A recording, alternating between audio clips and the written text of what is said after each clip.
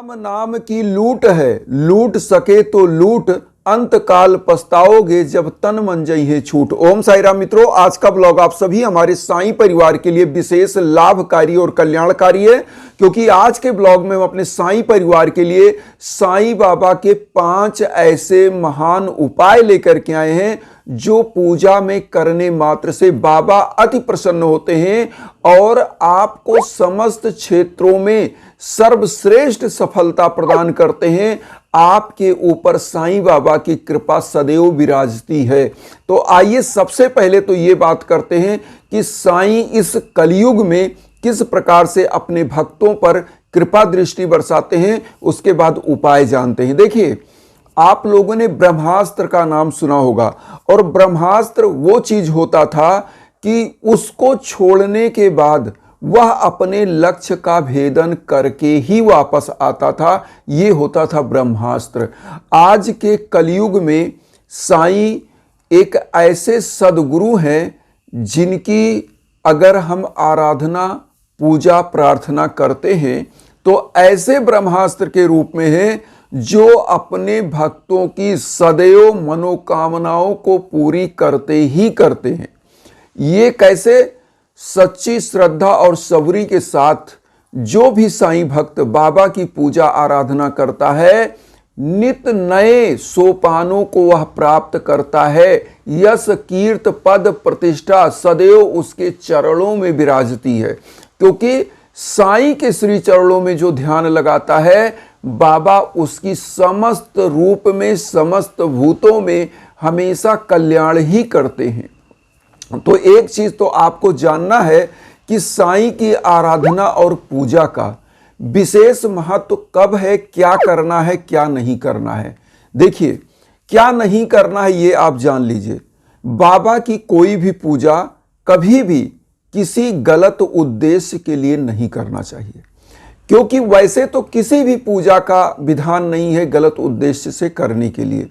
जैसे किसी व्यक्ति का अहित करने के लिए आपको बाबा की पूजा का संकल्प कभी नहीं फलित होगा, चाहे आप कितना भी एड़ी चोटी कर लें, क्योंकि बाबा कहते हैं तुम सदैव मेरी आराधना पूजा प्रार्थना करो, मेरे में ध्यान लगाओ। अगर कोई आपका अहित कर रहा है तो उसको दंड मैं दूंगा, आप दंड के अधिकारी नहीं हो किसी को दंड देने के।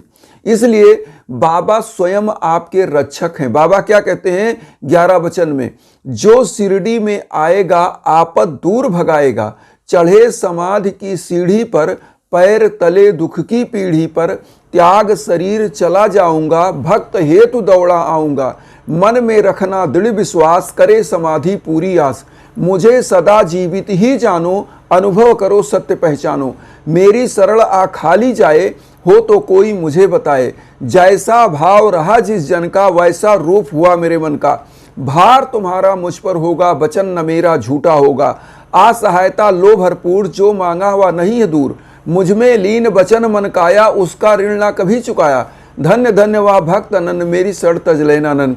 ये बाबा का 11 वचन है। तो जो भी व्यक्ति इन चीजों को ध्यान रखता है, बाबा सदैव उसकी प्रार्थना आराधना स्वीकार करते हैं, क्योंकि बाबा कहते हैं मुझे सदा जीवित ही जानो, अनुभव करो सत्य पहचानो। बाबा कहते हैं कि मेरी जो शरीर है, स्थूल शरीर जो आप देख रहे हो, ये भले समाधि में चला जाएगा, लेकिन जब भी आप पुकारोगे मैं आपके पास हूं। तो इस चीज की अनुभूति आप करिए। इसलिए गलत उद्देश्य से पूजा नहीं करना है। बाबा की पूजा में क्या क्या करें, क्या 5 उपाय हैं, आज मैं उसी चीजों को आपको बताना चाहता हूं। और आप सभी लोग लगभग करते होंगे, और नहीं करते हैं तो इन 5 चीजों को जरूर करें। देखिए, जिस प्रकार से समस्त देवी देवताओं का एक दिन माना जाता है, इसी प्रकार से गुरुवार, जिसको हम बृहस्पतिवार थर्सडे बोलते हैं, यह बाबा का दिन होता है। भगवान विष्णु माँ लक्ष्मी का दिन होता है।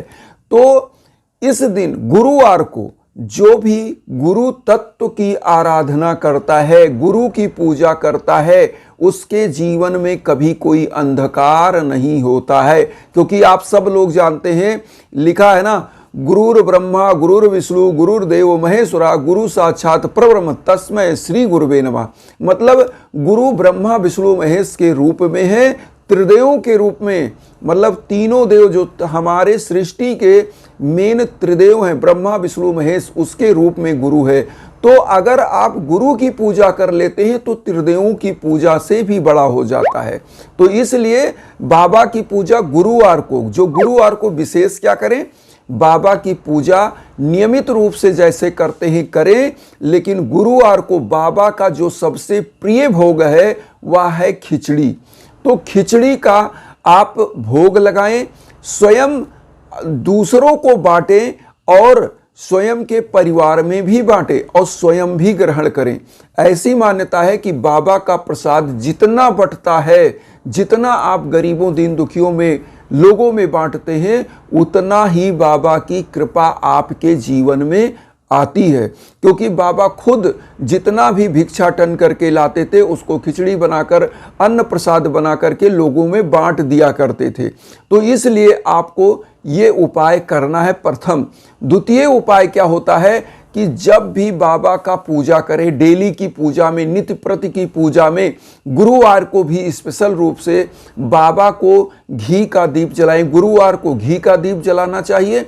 अन्य दिनों में आप सरसों का तेल, तिल के तेल का दीप जला सकते हैं। तो करें क्या, जैसे प्रतिदिन की पूजा करते हैं तो दीप जलाएं।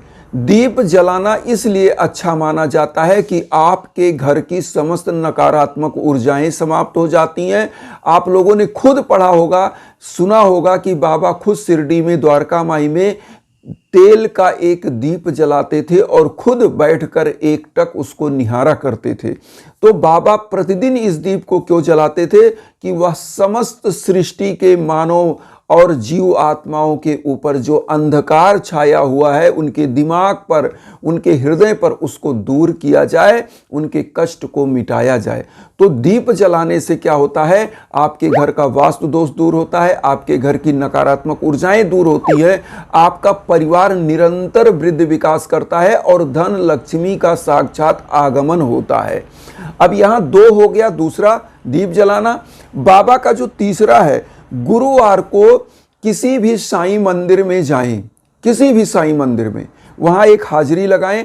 अगर नहीं जा सकते कोई बात नहीं, गुरुवार को अपने घर की साईं मंदिर में, अपने घर में बाबा के सम्मुख विशेष पूजा अर्चन जरूर करें। और उस दिन क्या करें आप कि बाबा के सम्मुख अपने जो भी आराधना है, वह प्रार्थना है, वह तो करें ही, अपनी मनोकामनाओं को भी बोलें।